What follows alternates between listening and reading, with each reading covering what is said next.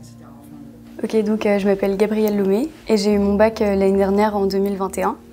Et là, je suis en première année de bachelor à Sciences Po Paris sur le campus du Havre, qui est le campus qui se concentre plutôt sur le continent asiatique. Alors en seconde, moi je faisais vraiment beaucoup de musique. Je pense que je faisais de la guitare, du piano, j'écrivais des chansons. Donc je pensais plutôt soit à ne pas faire d'études, soit faire des études de musique. Mais j'ai eu un prof d'histoire géo incroyable à Diagonale.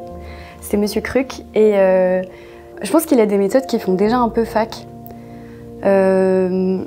Je sais qu'il était prof en IEP aussi, lui il était à Strasbourg il me semble.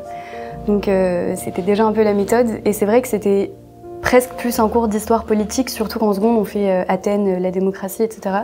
Donc c'était vraiment presque de l'histoire politique plus que de l'histoire, donc c'était vraiment passionnant. Et donc j'ai commencé à regarder les formations en histoire, sciences humaines et sociales et j'ai trouvé Sciences Po.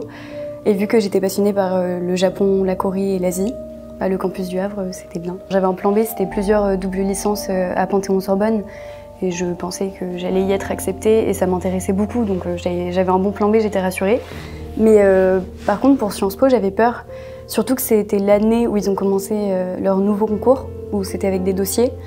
Et j'avais peur que venir de Diago, ça puisse poser un problème. Mais au final, non, je pense que Sciences Po, ça leur plaît, les élèves qui viennent d'une école comme ça. Surtout quand ils font du sport ou de l'art ou quelque chose comme ça à côté. Parce qu'ils recherchent vraiment des élèves qui ont une personnalité et qui ont un peu une histoire à raconter. Et donc je pense que c'est ce qu'ils vont trouver à Diago. Il faut se faire confiance. Ça fait super peur, on nous met beaucoup la pression. Mais en général, ça va. Voilà, faut juste se faire confiance et il faut y aller et il faut se détendre un peu. Surtout qu'à Diago, on est vraiment on a un suivi un peu personnalisé et tout. On est super proche des profs et des CPE et de toute l'équipe. Donc quand ça va pas, on peut aller leur poser des questions, ils sont à l'écoute, ils sont toujours là pour nous. Et même les profs, en terminale, j'avais un prof d'histoire géo, d'histoire géo de AGGSP.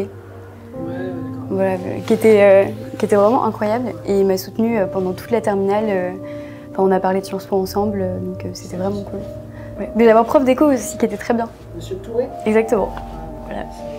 Maintenant, je suis dans le club de groupe de musique sur mon campus et l'année prochaine, je serai capitaine du club.